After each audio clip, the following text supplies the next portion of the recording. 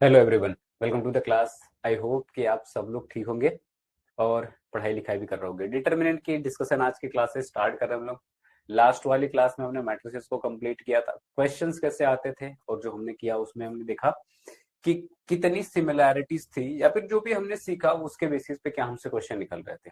ठीक है, हमारा एजेंडा बाकी के चैप्टर्स में भी ऐसे ही रहेगा, क्योंकि कहीं ना कहीं घूम फिर के हमें वही बात करनी है। बात करें टॉपिक ऑफ डिस्कशन की आज के क्लास की, तो स्टार्ट कर रहे हैं। डिटरमिनेंट के बारे में बात करेंगे, एक्सपेंशन क्या होता है डिटरमिनेंट का, और उसके कुछ प्रॉपर्टीज के बारे में हम लोग बात करने वाले हैं। ठीक है, इन्हीं डिटरमिनेंट का हेल्प से हम लोग, हमने आपको पिछले वाले क्लास में भी बताया कि इनवर्स निकालेंगे मैट्रिसेस का। इन्हीं डिटरमिनेंट का हेल्प से हम लोग किसी भी एक ट्रायंगल के वर्टिसेस गिवन हो तो एरिया निकालेंगे। इन्हीं डिटरमिनेंट के हेल्प से हमारे पास साइमल्टेनियस लीनियर इक्वेशंस होते हैं, उनको भी हम लोग सॉल्व करेंगे। तो डिटरमिनेंट होता क्या है, डिटरमिनेंट को सॉल्व करने से क्या मतलब, एक्सपेंशन क्या होता है, वो सारी बातें आज की क्लास में सीखेंगे। जो आज की क्लास में सीखेंगे वही इंप्लीमेंट करते हुए, चाहे वो एरिया की बात हो, चाहे वो इनवर्स की बात हो, चाहे वो साइमल्टेनियस लीनियर इक्वेशंस की बात हो, वो सारे इसी के हेल्प से सॉल्व हो रहे होंगे। तो एक एक करके सब पे बात करना स्टार्ट करते हैं। पहली बात, यहाँ पे जो भी लिखा हुआ है, जिस पे हमने कहा कि थियोरेटिकली हम यहाँ पे लिखते हैं, बट ठीक है। हमने कहा कि मेरे पास किसी भी कोई भी गिवन एक मैट्रिसेस है ना, और ये जो मैट्रिसेस है, हमने कहा कि एक स्क्वायर मैट्रिसेस की बात कर रहे हैं। ठीक है, अगर कोई स्क्वायर मैट्रिसेस होगा तो वो 1 by 1, 2 by 2, 3 by 3, 4 by 4, 5 by 5 इस तरीके का ऑर्डर का होगा।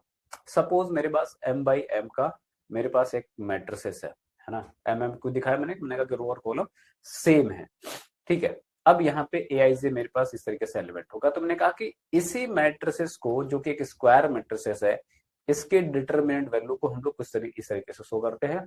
और मायने क्या होता है, हमने कहा कि ये जो भी मेरे पास एलिमेंट्स थे aij, इनको हमने इस तरीके से लिख दिया। ठीक है, अभी तो बात हुई रिप्रेजेंटेशन की। होता क्या है, हमने कहा जो मैट्रिसेस होती है, मैट्रिसेस आपका क्या शो करती है, तो अरेंजमेंट को शो करती है। किसके, तो नंबर्स के, फंक्शंस के, चाहे वो इमेजिनरी हो, रियल हो, किसी भी चीज को। और ये जो डिटरमिनेंट है वो किसको शो करता है, तो मैट्रिसेस की वैल्यू को शो करता है। ठीक है, तो मैं डिटरमिनेंट इज नथिंग बट किसी भी गिवन स्क्वायर मैट्रिसेस के एक वैल्यू में कन्वर्ट करता है। आप ये भी कह सकते हो कि ये जो डिटरमिनेंट है ना, तो एक तरीके का मैथमेटिकल ऑपरेटर है। ठीक है, मैथमेटिकल ऑपरेटर। ठीक है, तो जैसे एडिशन करते हैं, सब्ट्रैक्शन करते हैं, तो ये एडिशन, सब्ट्रैक्शन, मल्टीप्लिकेशन, ये क्या ऑपरेटर होता है मैथमेटिकल। तो वैसे डिटरमिनेंट भी है, जो हमारे एक मैट्रिसेस को क्या करता है, एक वैल्यू में चेंज कर देता है। ठीक बात है, आई होप कि ये बात आप समझ लें। अब सवाल ये है कि अगर मेरे पास ये है ना, तो हम लोग चेंज करते कैसे। हमने कहा कि एग्जांपल के लिए हम ऐसा कर सकते हैं कि अगर मेरे पास एक मैट्रिक्स है, लेट्स से मैं ए ले लेता हूं, अब इन जनरल मैं ले रहा हूं, तो यहाँ पे मेरे पास 1 by 1, 2 by 2, 3 by 3, 4 by 4 के अलग अलग जो मैट्रिसेस होंगी, तो उनको मेरे पास उनकी वैल्यू में कन्वर्ट करने के लिए मेरे पास तरीका तो सेम है, बट वो डिफरेंट डिफरेंट वैल्यूज को शो कर रहे होंगे। क्या तरीका है उस पे करके बात कर लेते हैं। अगर मेरे पास 1 by 1 के मैट्रिसेस है, तो मैं जब इसके डिटरमिनेंट वैल्यू निकालता हूं, तो हमने कहा कि सिंपली जो ये वैल्यू है ना, यही जो ये एलिमेंट है, क्योंकि 1 by 1 में है, तो हमने कहा कि सिंगल रो होगा आपके पास और सिंगल ही कॉलम होगा, राइट। तो यहाँ पे एलिमेंट भी सिर्फ एक ही है, और यही एलिमेंट इसकी क्या होगी, तो डिटरमिनेंट वैल्यू हो जाएगी। ठीक है, डिटरमिनेंट वैल्यू हो जाएगी। ठीक बात है, बट अगर यही मैट्रिसेस मेरे पास 2 by 2 का हो, तो हमने कहा कि लेट्स से अगर ए मेरे पास 2 by 2 के एक मैट्रिसेस है, तो element wise A11, A12, A21, A22 अगर यहाँ पे है, लेट्स से 2 by 2 की मैट्रिसेस, राइट।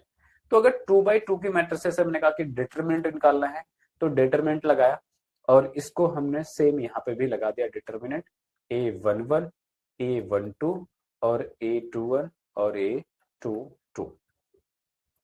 ठीक है, ये क्या हो गया आपका, 2 by 2 का हो गया। ऑब्वियसली 2 by 2 का पहले से ही था, ऐसे लगा दिया। अब बात आती है, टर्म आता है एक्सपेंशन। ठीक है, एक्सपेंशन कैसे करते हैं, पहले वाले में मैंने वो टर्म नहीं लिखी है, हालांकि पहले वाले 1 by 1 के डिटरमिनेंट में इसकी जरूरत नहीं पड़ती है। राइट। अब यहाँ पे जब 2/2, 3/3, 4/4 अब फर्दर किसी भी की जरूरत पड़ेगी, बात करोगे तो उसमें जरूरत पड़ेगी, तो एक्सपेंशन के थ्रू हम लोग इसकी वैल्यू निकालते हैं। एक्सपेंशन ऑफ डिटर्मिनेंट, ठीक है। एक्सपेंशन ऑफ डिटर्मिनेंट कैसे करते हैं, मैंने कहा कि अब बात करते हैं एक एक करके। किसी भी गिवन मैट्रिसेस का अगर मुझे एक्सपेंशन करना है, 1/1 में तो एग्जैक्ट वैल्यू आगे जो भी एलिमेंट था, क्योंकि एक ही एलिमेंट था, वही उसकी वैल्यू है। दूसरा, जब 2/2 के डिटर्मिनेंट की वैल्यू की बात करते हैं तो हम क्या करते हैं, इसका इसके साथ क्रॉस मल्टीप्लीकेशन करते हैं, ठीक है। इसका क्रॉस मल्टीप्लीकेशन इसके साथ करते हैं, माइनस टाइम्स इसकी मल्टीप्लीकेशन इसके साथ करते हैं, ठीक है। तो अगर यहां से हम लोग करेंगे डिटरमिनेंट वैल्यू, तो हमने कहा कि क्या मिल जाएगा, A11 का मल्टीप्लीकेशन किसके साथ होगा, तो A22 के साथ, माइनस टाइम्स A21 का मल्टीप्लीकेशन आपके पास A12 के साथ। तो ये जो वैल्यू निकल के आ रही है, इसी को हम लोग क्या बोलेंगे, ये इसका डिटरमिनेंट वैल्यू है, ठीक है। इसमें मैं और एक जनरल तरीका भी बता सकता हूं, लेकिन 2/2 के लिए जनरल तरीके से अगर सॉल्व करेंगे तो वो ज्यादा ही लेंदी होगा, बिना मतलब में दिमाग लगाने की जरूरत पड़ेगी। हम सीधा जब यहाँ पे क्रॉस मल्टीप्लिकेशन के साथ लिख सकते हैं, तो हम क्यों ही अपनी मेहनत को जाया करने जाएंगे, ठीक है। अब बात आती है 3/3 के मैट्रिसेस के बारे में, है ना। अब यहाँ पे हम एक्सपेंशन ऑफ 3/3 मैट्रिसेस कर रहे हैं, ठीक है। और आप लोगों को मैं बता दूं कि आपके पूरे सिलेबस में 3/3 से ज्यादा की डिटरमिनेंट की या मैट्रिसेस का यूज नहीं हो रहा होगा, ठीक है। कहीं पे भी आप पूरा उठा के बुक देख लेना, मैक्स आपको 3/3 की मैट्रिसेस मिलेगी, होने को 4/4, 5/5 की हो सकती है, किसी भी ऑर्डर की हो सकती है, बट हम मैक्स डील कर रहे हैं 3/3 की मैट्रिसेस तक, तो यहीं तक सीमित रहेंगे। एक्सपेंशन ऑफ 3/3 मैट्रिसेस, ठीक है। अब यहाँ पे एक्सपेंशन करने से पहले हमने कहा कि एक टर्म है जो हमको जाननी है, वो क्या है, तुमने कहा कि साइन कन्वेंशन, ठीक है। साइन कन्वेंशन क्या, हमने कहा कि अगर मेरे पास 3/3 की कोई मैट्रिसेस है इस तरीके से, पहली बात तो इसमें 9 एलिमेंट होंगे, सबको पता है। हमने कहा कि आपको साइन कन्वेंशन लेना होता है एक्सपेंशन करते के दौरान, और वो क्या होता है, plus minus plus, minus plus minus and plus minus plus. अब आप लोग रहेगा कि सर ये क्या आ गया, हमने कहा कि आएंगे आराम से, फिलहाल हम क्या कर रहे हैं, एक्सपेंशन करना देख लेते हैं, इसके मायने क्या है वो भी साथ में समझते हुए चलेंगे। तो फिलहाल के लिए एक्सपेंशन देखते हैं। हमने कहा कि मेरे पास कोई भी जनरली अगर 3/3 की मैट्रिसेस है, लेट्स से ए मेरे पास एक 3/3 की मैट्रिसेस है, और अगर ये 3/3 के होंगे तो एलिमेंट आएंगे उसके, अब किसी को लिखने में दिक्कत नहीं होगी, हमने पिछले वाले चैप्टर में यही सीखा है। A21, A22, A23, A31, A32 और A33, ठीक है। ये मेरे पास 3/3 की मैट्रिसेस है, ठीक है। एक्सपेंशन कैसे करना है, तो एक्सपेंशन हमें करना है ऐसे कि जिस रो जिस कॉलम की बात कर लो, यहाँ पे भी ये आपके पास R1 है, यहाँ पे ये आपके पास R2 है, यहाँ पे ये आपके पास R3 है। सिमिलर वे में यहाँ पे मेरे पास ये आपका C1 है, ये मेरे पास C2 है, ये मेरे पास C3 है, ठीक बात है। अगर ऐसा है तो मैंने कहा कि यहाँ पे क्या हुआ, अब इसी को मैं डिटरमिनेंट वैल्यू इसकी निकाल रहा हूं, तो इसको सेम वे में लिख देते हैं, simple. A11, A12, A13, A21, A22, A23, A31, A32, A33, right. ये मेरे पास 3/3 का डिटरमिनेंट है। एक्सपेंशन की बात कर रहे हैं, हमने कहा कि एक्सपेंशन करने के लिए हम किसी भी एक रो को या फिर एक कॉलम को चूज करते हैं। मेरे पास 3 रो है, 3 कॉलम है, इनमें से मैं किसी को भी एक को पिक कर सकता हूं, ठीक है। इन तीनों में से किसी को एक पिक कर लेना है आपको, या तो R1 पसंद है R1 ले सकते हैं, R2 पसंद है R2 पिक कर सकते हैं, या फिर R3 चाहिए तो R3, आई मीन कोई भी एक रो को चूज कर लो या फिर कोई भी एक कॉलम को चूज कर लो, जिसको चूज करना उसको चूज कर लो। किसको चूज करेंगे वो वाली बात पे भी डिस्कशन हो सकता है, लेकिन अभी के लिए मैंने कहा कि बाकी सारी चीजों को साइड रख के सिर्फ इतना सुनते हैं कि चलो इनमें से किसी एक को पिक कर लिया। सपोज मैंने R1 को पिक किया है ना, तो इसका मैं एक्सपेंशन क्या कर रहा हूं, एक्सपेंशन अलोंग R1 करूंगा मैं। ठीक है, R1 को पिक किया तो एक्सपेंशन अलोंग R1 करेंगे। अब R1 के अलोंग एक्सपेंशन करना है, हमें वैल्यू निकालनी है। ठीक है, चाहे अगर कोई C1 चूज करता, कोई R2 चूज करता, कोई R3 करता, हमने कहा कि एक्सपेंशन आप किसी के अलोंग करो, वैल्यू हमें सेम मिलनी है। ठीक है, तो अगर वैल्यू सेम मिलनी है तो मैंने कहा कि चलो मैंने R1 अभी के लिए बाई डिफॉल्ट पिक किया, तो अब इसका एक्सपेंशन करेंगे कैसे। अब मैंने कहा कि जब ये याद रख रहे हो तो साथ में आपको ये साइन कन्वेंशन भी याद रखना पड़ेगा, और साइन कन्वेंशन को मैं फिर से साइड में बना देता हूं जस्ट टू कि हमें पता रहे। Plus minus plus, minus plus minus, plus minus plus, basically alternate plus minus चल के जा रहा है। ठीक है, यहां पे क्या हो रहा है, हमने कहा कि अगर ये बात समझ में आ रही तो हमने कहा कि आपने R1 को पिक किया, R1 ये है आपका, राइट, ये वाला R1 है आपका। इनमें से पहले आप एंट्री करोगे तो क्या मिलेगा, पहला एलिमेंट मिलेगा। यहाँ पे क्या करना है, तो पहला एलिमेंट ले लिया। जिस पहले एलिमेंट को लिया, हमने कहा कि उस रो को और उस कॉलम को क्या कर देना है, आपको बंद कर देना है। बंद कर देना है मतलब अब उनको नहीं देखना है। ठीक है, अब जब नहीं देखोगे, मैंने कहा जो बच जाएगा उसको क्या करना है, आपको लिख लेना है। क्या बचा यहाँ पे, तो मेरे पास यहाँ पे बचा A22, A23, A32 और A33। ठीक है, अब जब ये एलिमेंट आपने लिया तो आपको ये जो पोजीशन वाइज मैंने साइन कन्वेंशन बता रखा है, इनमें से जिस पोजीशन पे वो एलिमेंट है वो साइन कन्वेंशन आप यहाँ पे लगाओगे। ठीक है, अब सवाल ये है कि यहाँ पे साइन कन्वेंशन मैंने लगाया कैसे, प्लस ही क्यों लिया। एक्चुअली में ये प्लस आया कहां से वाली बात पे जाओगे तो ये क्या लिखा रहता है, ये लिखा होता है कि -1 के पावर I प्लस जे। ठीक है, अब -1 के पावर I प्लस जे कहने का मतलब है कि -1 के पावर I और j किसको डिनोट करते हैं, तो रो और कॉलम को डिनोट करते हैं। हम कौन से रो कौन से कॉलम की बात कर रहे हैं, आपने जिस एलिमेंट को पिक किया है उसके रो और उसके कॉलम की बात कर रहे हैं। तो ये कौन से रो में और कौन से कॉलम में है, तो A11 की बात करोगे तो पहला रो पहला कॉलम है। बेसिकली इसका A में जो सफिक्स हमने लगा रखा है वही शो कर रहा। तो यहाँ पे हमने क्या करा, यहाँ पे 1 + 1 करा तो -1 के पावर 2 होगा, और ये क्या दे रहा होगा, प्लस का 1। ठीक है, और प्लस के 1 का अगर आप मल्टीप्लाई करोगे यहाँ पे तो ये क्या आएगा, सिर्फ पॉजिटिव वैल्यू ही देगा, मैग्नीट्यूड वाइज तो कोई चेंज नहीं होगा। ठीक है, इसी तरीके से हमने कहा कि अगर ये बात समझ में आ गई तो फिर अब क्या करना है, इस रो को इस कॉलम को यहां से क्या करना है, आपने रिमूव कर देना है। ठीक है, फिर इस रो R1 वही है मेरे पास, हमने कहा कि उस रो को जिसको आपने पिक किया उसका दूसरा एलिमेंट क्या है, तो आपको दिख रहा है कि दूसरा एलिमेंट मेरे पास ये है, A12 है। फिर से क्या करेंगे, इस रो को और इस कॉलम को बंद कर दिया। ठीक है, मतलब इनके एलिमेंट को नहीं देख रहे, और यहाँ पे एलिमेंट को पहली बात तो लिख लिया। अब इसके पहले सवाल ये है कि यहाँ पे हम क्या लिखेंगे, प्लस या माइनस। तो हमने कहा कि साइन कन्वेंशन तो माइनस के हिसाब से ही है, तो यहाँ पे मैंने क्या लगा लिया, माइनस लगा लिया। लेकिन फिर से ये माइनस आया कैसे वाली बात पे जाओगे, तो हमने कहा कि -1 के पावर I प्लस जे लिखेंगे यहाँ पे। ठीक है, -1 के पावर क्या हो जाएगा, कौन सा रो कौन सा कॉलम है, तो पहला रो दूसरा कॉलम है, तो 1 + 2 होगा, और 1 + 2 होगा तो यहाँ पे ये 3 होगा, तो ये माइनस का 1 आएगा। तो -1 का मल्टीप्लीकेशन करोगे इस नंबर में तो निगेटिव वैल्यू के साथ आ जाएगा। राइट, होपफुली बात समझ में आ रही है। ठीक है, दोनों तरीके मैं बता रहा हूँ कहां से आया, और बाकी हमको याद क्या रखना है, क्योंकि लास्ट में हम यही चाहेंगे कि हमारी चीजें थोड़ी सी सिंप्लीफाइड हो। -1 2 हो गया यहाँ पे, और हमने कहा कि जिस रो कॉलम में आपने लिया है उसको बंद कर देना है, रिमेनिंग को आपको एज एन डिटर्मिनेंट में लिख लेना है, A21, A23, A31, A33। यहाँ पे ये हो गया। ठीक है, चलो आगे बढ़ते हैं। अगला एलिमेंट क्या, फिर से इस रो इस कॉलम को क्या करना है, आपको रिलीज कर देना है, यहाँ से हटा देनी है। अगले एलिमेंट पे चलते हैं। अगला एलिमेंट क्या है मेरे पास, A13 है। आपने इसको और इसको बंद कर दिया, उस रो उस कॉलम को जिसमें वो एलिमेंट है।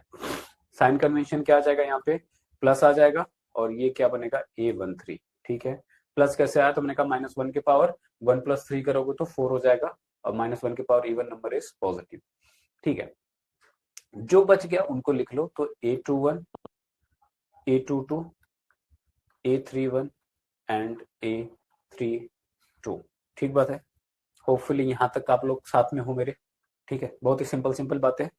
अब यहाँ तक अगर आप मेरे साथ हो, इनको मैं मिटा रहा हूँ, आगे मैंने इन सब बातों को नोट पॉइंट करके लिखा हुआ है, बस मैं आपको चीजें समझा रहा हूँ, है ना।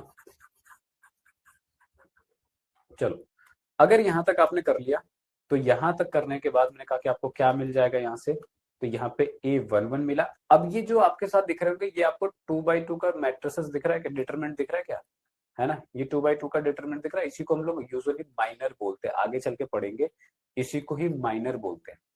माइनर मतलब उपसारणिक की बात कर रहे हैं।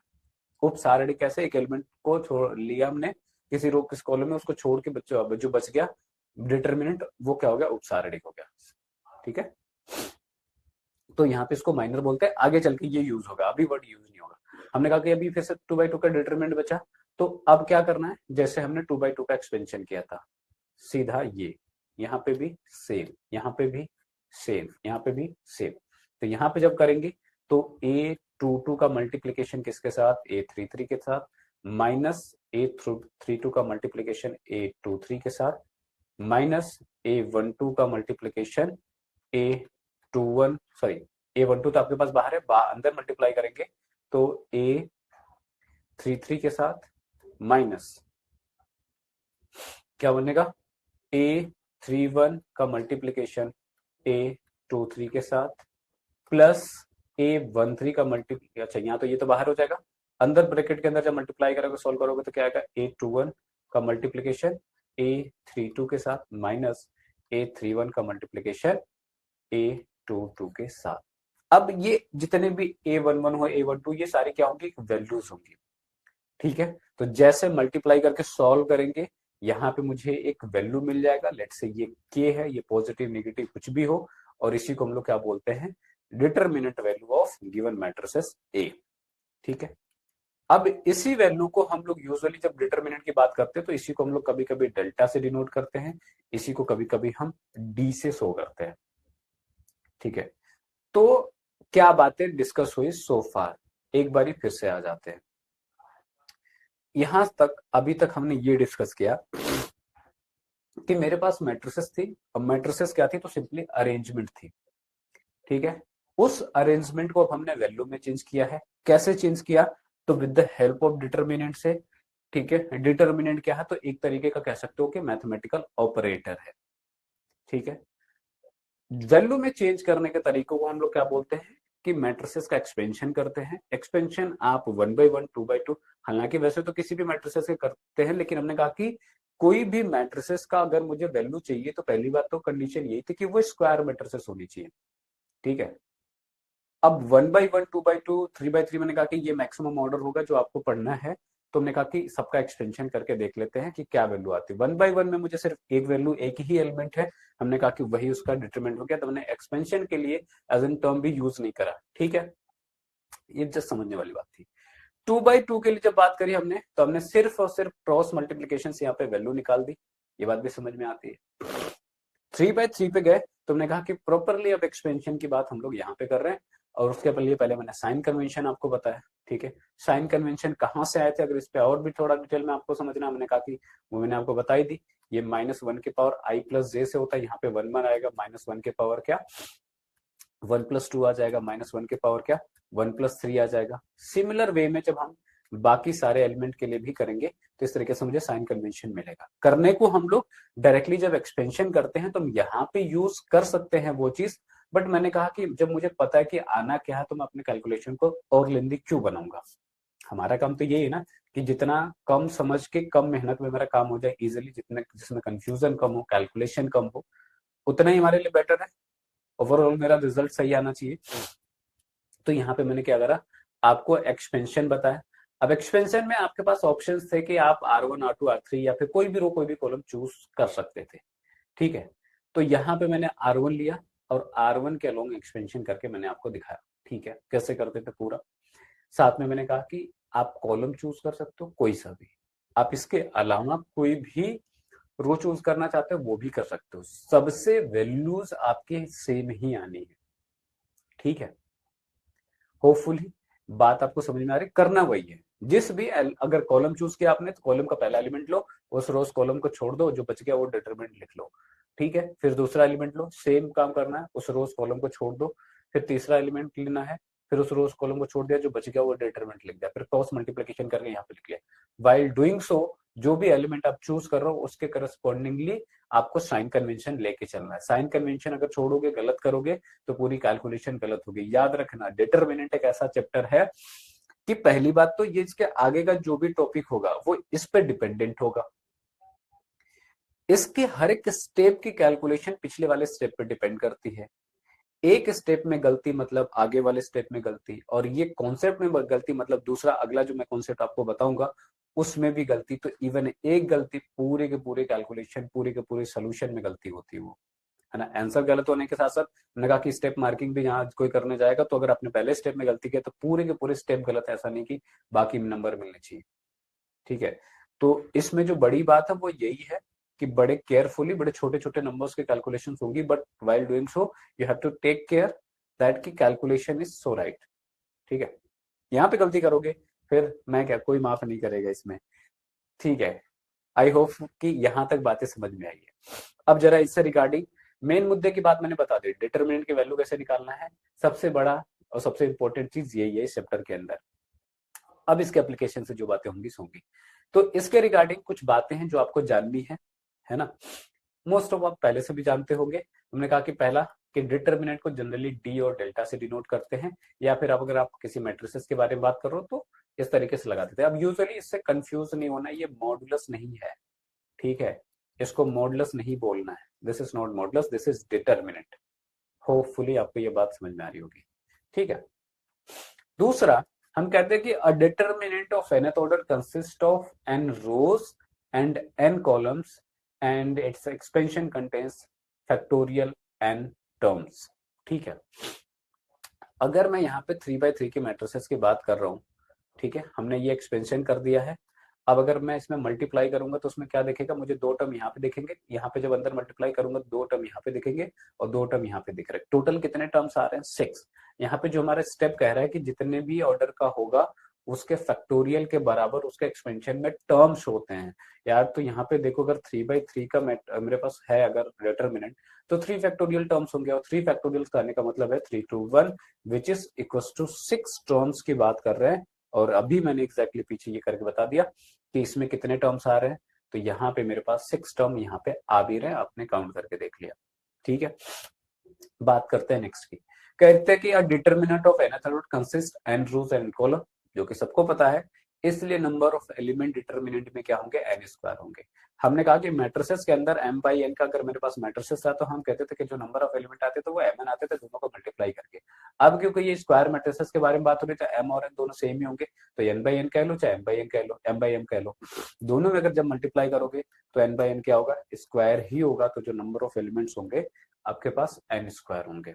नेक्स्ट बात करें, जो हॉरिजॉन्टल वाले होते हैं उनको रोज बोलते हैं, 1 2 3 करके बोल सकते हो, और जो वर्टिकल लाइंस होती हैं वो उसको क्या बोलते हैं, कॉलम्स बोलते हैं। ये बात हम पहले से जानते हैं। Shape of every determinant is square, क्योंकि हमने स्क्वायर मैट्रिसेस को ही तो लेके बात कर रहे हैं, तो यहाँ पे आपके पास ये स्क्वायर होगा। फिर बात आती है साइन कन्वेंशन की, चाहे वो 2x2 की बात कर लो, 3x3 की बात कर लो, 4x4 की बात कर लो, 1x1 की बात ही क्या करेंगे, वो पॉजिटिव से ही स्टार्ट होगा और सिर्फ एक ही होगा, तो sign convention is a positive, है ना।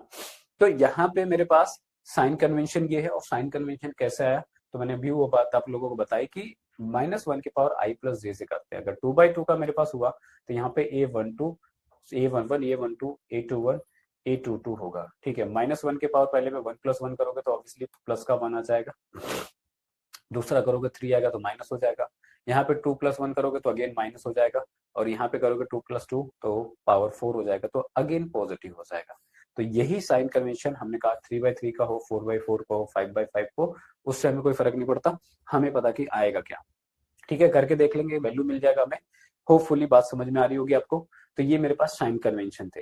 नेक्स्ट की बात करें, फिर हमने बात करी एक्सपेंशन की, किसी भी डिटरमिनेंट का एक्सपेंशन कैसे करते हैं। हमने कहा कि कोई भी कॉलम रो चूज करते थे, साइन कन्वेंशन को फॉलो करते थे, और साथ में उसकी कैलकुलेशन कर लेते थे, जो कि हमने यहाँ पे लास्ट स्टेप में, ठीक है, करा नहीं है, क्योंकि यहाँ पे वैल्यूज जहां पे होंगी तो मैं अगर लिख भी दूंगा तो क्या A11 का मल्टीप्लीकेशन कर दो अंदर पूरा, ठीक है, यही है। तो यहाँ पे आपने लास्ट में कैलकुलेशन कर लेनी है। तो ये मेरे पास एक्सपेंशन करते हैं और एक्सपेंशन जो मिलता क्या है हमें, तो गिवन मैट्रिसेस की वैल्यू मिलती है जिसे डिटरमिनेंट वैल्यू बोलते हैं। नेक्स्ट की बात करें, 1/1 के लिए मैंने आपको बता दिया है, ठीक है। 2/2 के लिए भी हमने एक्सपेंशन आपको बता दिया है, 3/3 के लिए भी एक्सपेंशन बता दिया। रो के अकॉर्डिंग कर सकते हो और आप किसी भी कॉलम के अकॉर्डिंग कर सकते हो। तो रो के अकॉर्डिंग तो मैंने आपको बता ही दिया था। अगर मान लो कॉलम के अकॉर्डिंग करते हो, ठीक है, यहाँ पे सेकंड कॉलम इन्होंने पिक किया है, तो हमने कहा क्या करना है आपको, सिंपली आपके पास सिंपल करना ये है कि पहला एलिमेंट पिक किया, इस रो को, इस कॉलम को बंद कर दिया, जो बच गया उसका क्रॉस मल्टीप्लीकेशन कर दिया, यही ये बच गया, तो इसी को माइनर बोल रहा। तो A2 बचा, C2 बचा, A3 C3 बचा, ठीक है, यहाँ पे हो गया। फिर मैंने कहा कि साइन कन्वेंशन भी अकॉर्डिंगली चूज करनी है यहाँ पे, तो यहाँ पे प्लस माइनस प्लस होता, तो यहाँ पे ये क्या आएगा, अगर साइन कन्वेंशन की बात करोगे तो plus minus plus, minus plus minus and minus plus, sorry plus minus plus, ठीक है, प्लस माइनस प्लस। अब अगर ये कॉलम चूज कर रहे हो तो साइन कन्वेंशन इसमें क्या दिखना चाहिए, तो माइनस प्लस माइनस, तो यहाँ पे देखोगे माइनस आया, यहाँ पे आपका प्लस आया, फिर यहाँ पे माइनस, फिर से इसमें क्रॉस मल्टीप्लीकेशन करोगे तो ये वैल्यू करस्पॉन्डिंगली आपको मिल जाएंगे। तो कॉलम के अकॉर्डिंग भी जब सॉल्व करोगे फाइनल रिजल्ट आएगा, इंड रिजल्ट आएगा, तो दोनों की वैल्यू सेम आएगी, ठीक है, चाहे इसके अलावा हो चाहे किसी और के अकॉर्डिंग करना हो तब भी। हमने कहा कि अब इसमें कुछ बातें हैं, मैंने कहा कि एक्सपेंशन तो हम लोग कर रहे हैं, लेकिन एक्सपेंशन करेंगे कैसे, करेंगे कैसे मतलब प्रोसेस तो मैंने समझा दिया। हमारे लिए थोड़ा सा बेटर हो जाता है कि फॉर इजियर कैलकुलेशन हमारे पास जिस रो और जिस कॉलम में नंबर ऑफ जीरोस एलिमेंट्स होंगे, अब वो एलिमेंट वो वैल्यू जीरो भी हो सकती है।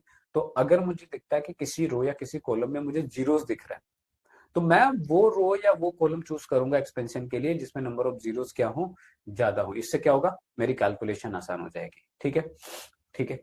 While expanding instead of multiplying -1 के पावर I प्लस जे, जो कि मैंने बताया कि साइन कन्वेंशन में आता है, यूजुअली हम क्या करेंगे, सिंपल या तो +1 या फिर -1 मल्टीप्लाई करते जाते हैं, जो कि साइन कन्वेंशन बनता है। और ये आता कैसे, मैंने कहा कि I प्लस जे को जैसे जैसे सम करते जाओगे तो मुझे -1 के पावर इवन या ऑड मिलता जाएगा। इवन मिला तो वहां पे +1 आएगा, ऑड मिला तो मेरे पास वहां पे -1 आ जाएगा। तो अब मैं बार बार ये इसमें मल्टीप्लाई करूं, मेरे लिए बेटर है क्या कि मैं सिंपली +1 या -1 से मल्टीप्लाई कर लूं।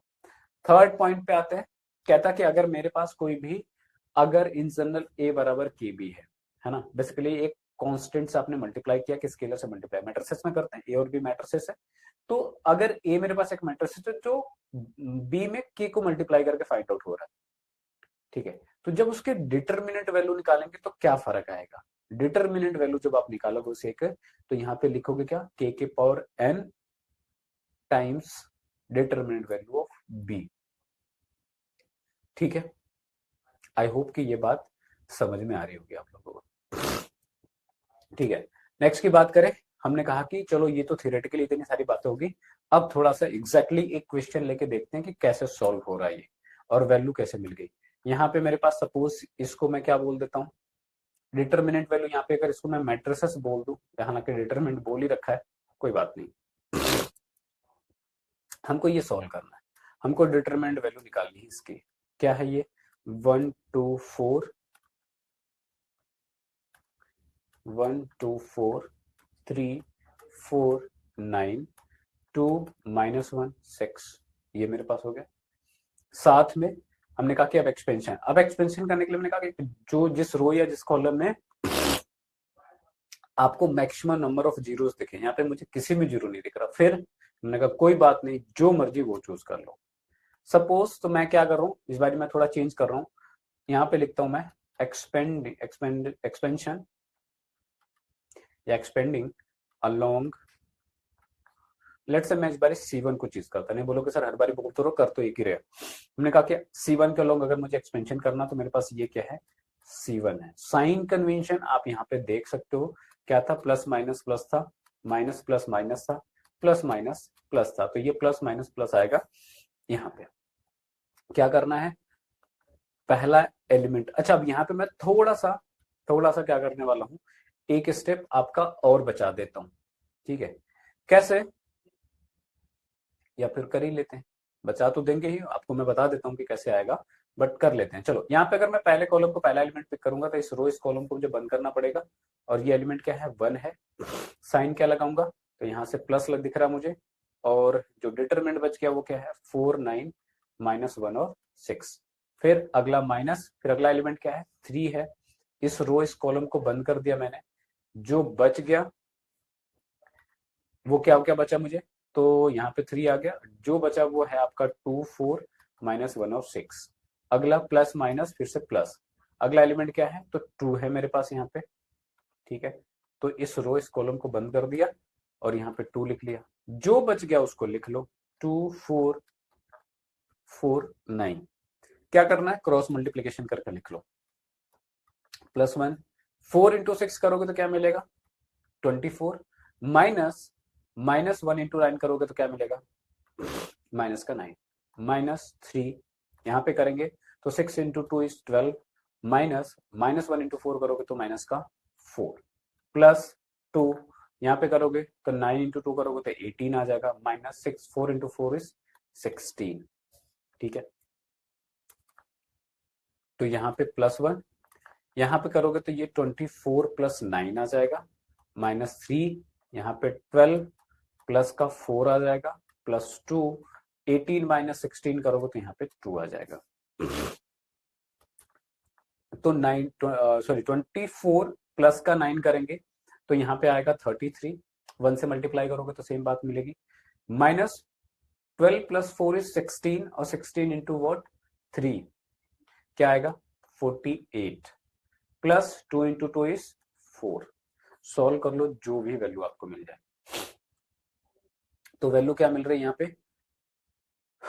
33 + 4 करोगे तो आपके पास मिल जाएगा 37, और यहाँ पे -48, तो माइनस का 11, ये मेरे पास क्या आ जाएगा इसके डिटरमिनेंट वैल्यू। अगर हमने गलत नहीं, मैंने कहा कि स्टेप बताने वाली बात एक मैं कर रहा था यहाँ पे यार, जब स्टेप बचाने वाली बात है ना तो यहाँ पे करते ये है कि सिंपली आपको क्या करना है, ये जो मैं बार बार माइनस को लिख रहा हूँ इनको जो बचने के बाद, तुमने कहा कि मैं इसको लिखूं ही क्यों, बाद में मैं कर क्या रहा हूँ यहाँ पे क्रॉस मल्टीप्लीकेशन ही कर रहा हूँ, तो सीधे क्रॉस मल्टीप्लीकेशन करके वैल्यू नहीं लिख सकते क्या, तो ये स्टेप लिखने के बजाय मैं सीधा इस वाले स्टेप पे क्या कर सकता हूँ जंप कर सकता हूँ।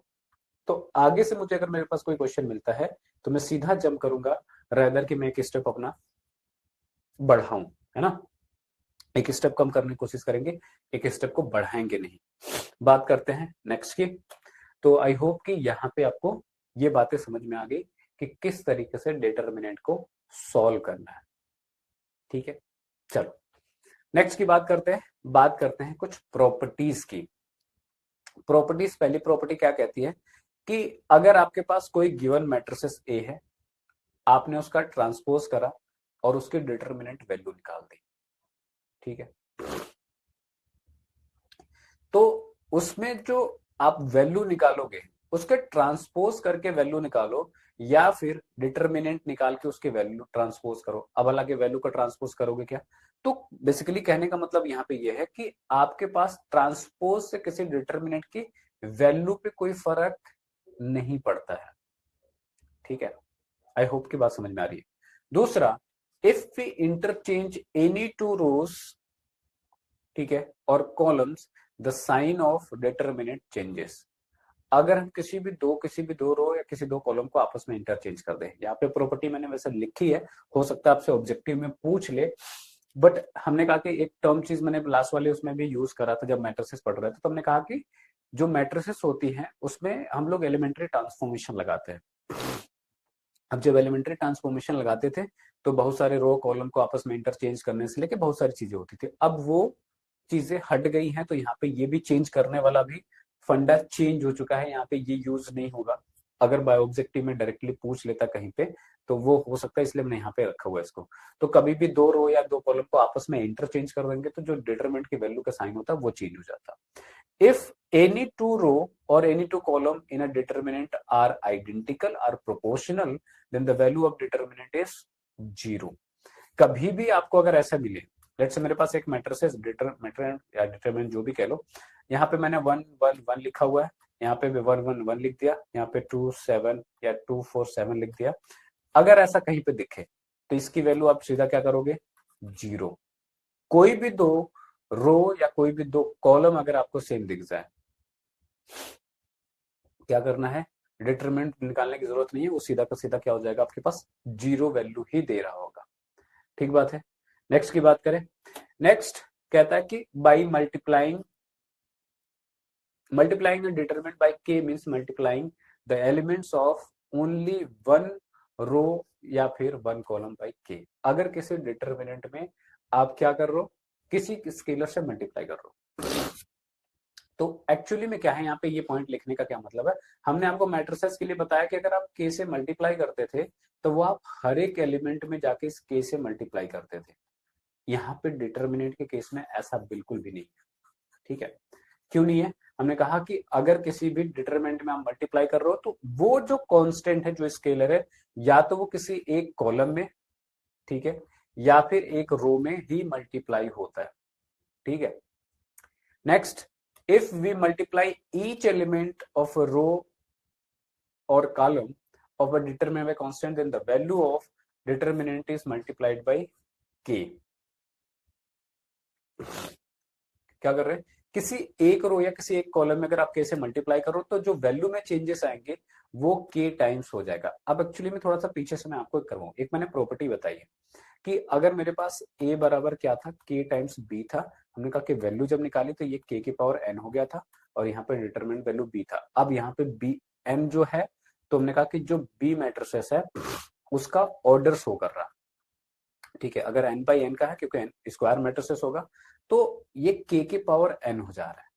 ठीक है, तो आपने अगर मान लो k से मल्टीप्लाई करा किसी मैट्रिसेस में, फिर उसका डिटरमिनेंट वैल्यू में, तो हमने कहा कि जब k से डिटरमिनेंट में मल्टीप्लाई करो तो वो सिर्फ एक ही रो एक ही कॉलम में हो रहा है, राइट।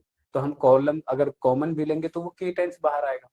अगर वो तीनों में मल्टीप्लाइड होगा तो एक बार पहले रो से क्या आएगा, दूसरे रो से क्या आएगा, तीसरे रो से क्या आएगा, तो यहाँ पे k की पावर n बनेगा। अगर 3 है ऑर्डर तो यहाँ पे k की पावर 3 हो जाएगा। तो सेम बात है, या तो किसी एक रो में मल्टीप्लाई किया आपने, एक बार में एक ही में कर पाओगे, तो वो k टाइम्स हो जाएगा। बेसिकली कहने का मतलब है तीनों में मल्टीप्लाई करना है आपको, तो तीनों में इंडिविजुअली मल्टीप्लाई करना पड़ेगा और 3 बार ही मल्टीप्लाई करोगे तो k की पावर n हो जाएगा। तो सिंपल सा फंडा है, यहाँ पे कंफ्यूज नहीं होना, दोनों चीजें सेम ही है, अलग नहीं लिखा जा रहा है। आपने किसी रो या किसी कॉलम में अगर किसी कांस्टेंट से मल्टीप्लाई करो, ये जो ऊपर वाली बात बोली है वही है कि किसी रो या किसी एक रो या किसी एक कॉलम में मल्टीप्लाई होगा और वैल्यू जब निकालोगे तो वो k टाइम्स आएगा। अगर किसी आपने किसी एक रो या किसी एक कॉलम में मल्टीप्लाई किया है तब। ठीक है, 2 में किया तो k स्क्वायर आ जाएगा, 3 में किया तो k क्यूब हो जाएगा। एंड सेम वे में फर्दर आगे भी, if the element of a row in a determinant can be expressed as a sum of 2 or more element, then the given determinant can be expressed as the sum of 2। क्या meaning है, हमने कहा कि let's say अगर मेरे पास कोई determinant है और इसमें एलिमेंट कुछ इस तरीके से लिखे हुए हैं, a प्लस के, बी डी, यहाँ पे लेट्स से b प्लस जे और m n, कोई भी रैंडम वैल्यूज हमने लिखी है, और यहाँ पे c प्लस m और यहाँ पे ये लिखा हुआ है।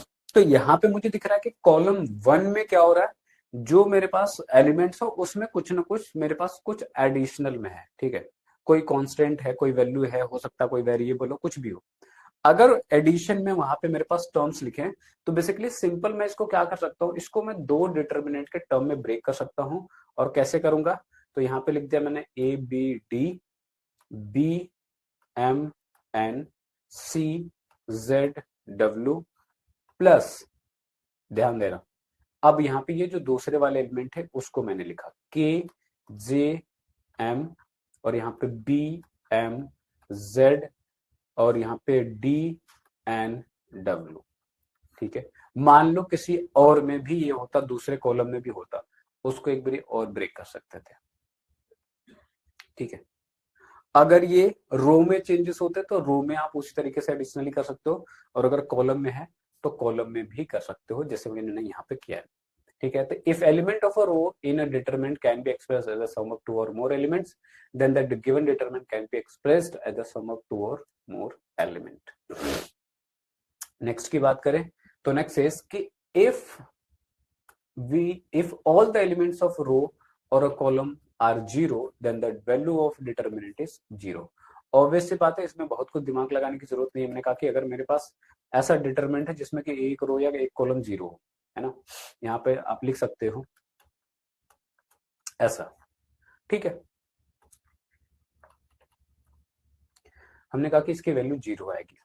बोला कैसे? पहली बार तो मैंने एक पीछे पॉइंट बताया था कि जितने मैक्सिमम नंबर ऑफ जीरोस हो जिस रो या कॉलम में, उसके अलावा एक्सपेंशन करो। अब जरा ध्यान देना, अगर इसमें से करने को एक्सपेंशन तो मैं किसी कॉलम कर सकता हूँ, है ना, लेकिन फिर भी मेरा एजेंडा तो तब भी यही है कि उस तरीके से करो कि मुझे सिंपलेस्ट टू सिंपलेस्ट चीज तरीके से सोल्यूशन मिल जाए। क्या करेंगे? हमने कहा कि अगर यहाँ पे मैं C1 को पिक कर लेता हूँ, this is our C1, C1 pick किया, तो जब एक्सपेंशन कर रहे हैं तो एक्सपेंडिंग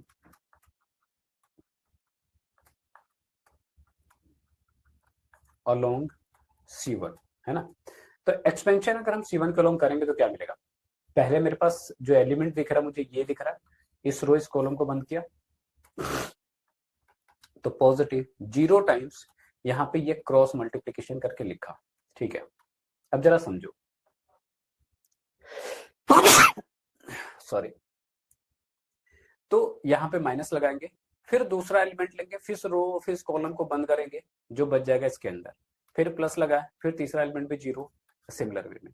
अब मैं कहता हूं कि इसके अंदर जो भी वैल्यू आना है, ठीक है, जब हम 0 से मल्टीप्लाई कर रहे होंगे तो ये वैल्यू किस में कन्वर्ट हो रही होगी? तो ये भी 0 में कन्वर्ट हो रही होगी, ये भी 0 में कन्वर्ट हो रही होगी, और ये भी 0 में, तो बाकी रिजल्ट क्या आएगा? 0।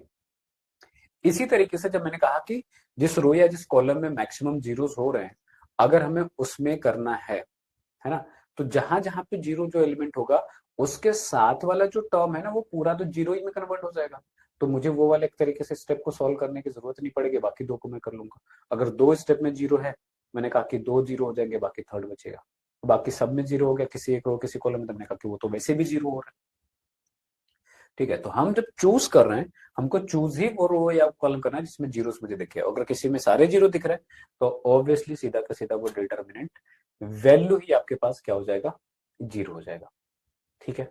चलो नेक्स्ट की बात करें, कह रहा है कि if the all elements of a determinant above or below, ठीक है, the main diagonal consist of zeros, then the value of determinant is equals to the product of diagonal element.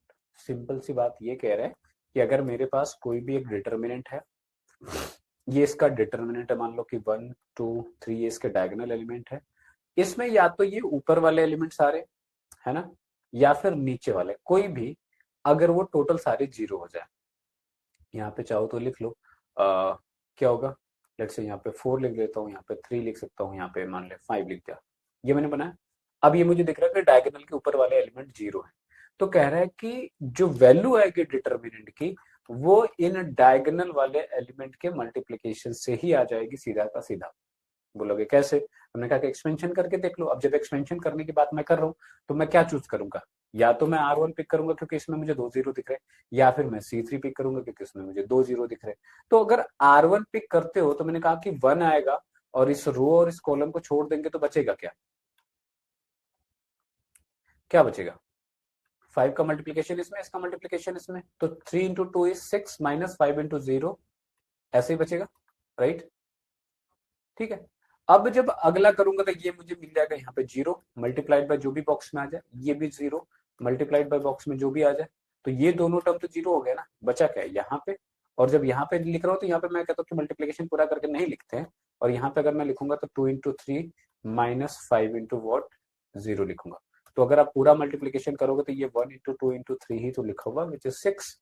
तो यही बात बोली गई कि अगर ऊपर के या तो नीचे के सारे एलिमेंट क्या हो जाए, 0 हो जाए मेन डायगोनल के, तो हम सीधे वैल्यू निकालते वक्त क्या कर सकते हैं? डायगोनल वाले एलिमेंट मल्टीप्लाई कर दो, सीधा सबका सीधा आपके पास डिटरमिनेंट वैल्यू आपको मिल जाएगा। प्रॉपर्टीज का यूज आप देखोगे, या तो मुझे डायरेक्टली मिलता है, ऑप्शनल ऑब्जेक्टिव क्वेश्चन मुझे मेरे पास मिल जाए बनाने के लिए, या फिर ऐसे कहीं पे मैं कर रहा हूँ कैलकुलेशन, तो मुझे इन बिटवीन यूज आया, दिमाग में आ गया अच्छा ये ऐसा है, तो डायरेक्टली मल्टीप्लाई करके लिख दिया, मेरी कैलकुलेशन शॉर्ट हो गई, राइट?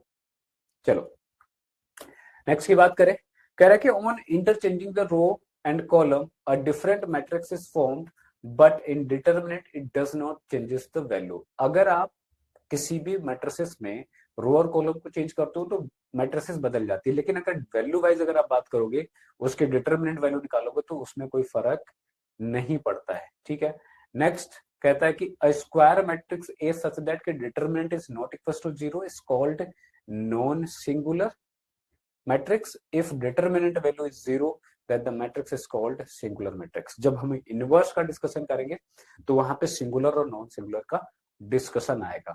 ठीक है, तो जो हम लोग मैट्रिसेस का इनवर्स निकाल रहे हैं तो उसके लिए कंडीशन होती है कि उसका नॉन सिंगुलर होना, और अगर डिफिनीशन आपको याद हो जो लास्ट वाले क्लास में हमने बताए, तो उसमें मैंने कहा कि वो मैट्रिसेस नॉन सिंगुलर होना चाहिए। और क्या मीनिंग था यहाँ पे आपको समझ में आ गया कि किसी भी गिवन मैट्रिसेस के लिए अगर उसके determinant value not equal to zero है तो ये कहलाएगी आपकी नॉन सिंगुलर। ठीक है, हिंदी में इसी को व्युत्क्रमणीय बोलते हैं। ठीक है, और अगर डिटरमिनेंट वैल्यू जीरो के बराबर हो जाएगी तो इसको हम लोग बोलते हैं सिंगुलर, और हिंदी में अव्युत्क्रमणीय, मतलब इसका इनवर्स एग्जिस्ट नहीं करेगा। ठीक है, तो जो बेसिक मुझे डिटरमिनेंट का जानना चाहिए वो मैंने जान ली। अब मैं करूंगा कि एक एक करके एप्लीकेशन करते हुए, चाहे इनवर्स निकालेंगे, एरिया ऑफ अ ट्रायंगल निकालेंगे, और हम क्या निकालने वाले हैं, साइमल्टेनियस लीनियर इक्वेशंस को सॉल्व करेंगे। This is all of your determinant. ठीक है, तो उम्मीद है जो बातें मैंने सिखाई आप लोगों को बातें समझ में आई होंगी। फिर भी इससे रिलेटेड आपको प्रॉब्लम्स होती तो करना सिर्फ इतना है कि फिलो ऐप को डाउनलोड करना है, क्वेश्चंस क्वेरीज जो भी हैं उसको फोटो खींचो, अपलोड करो, विद इन 60 सेकंड आपके पास लाइव ट्यूटर्स होंगे जो आपके प्रॉब्लम्स में आपका डिस्कशन करेंगे, आपके साथ 1 to 1 और आपको सोल्यूशन देंगे। ठीक है, बाकी इस वीडियो से आपने कुछ सीखा हो, वीडियो अच्छा लगा हो तो इसको लाइक करेंगे, अपने दोस्तों को भी शेयर करें ताकि उनका भी फायदा हो, और साथ में चैनल को सब्सक्राइब जरूर से करेंगे क्योंकि आपको वीडियो मिलते रहे। ठीक है, सो ऑन दिस नोट आज की क्लास को यहीं तक रखेंगे। So this was all for today class. Thank you all for joining.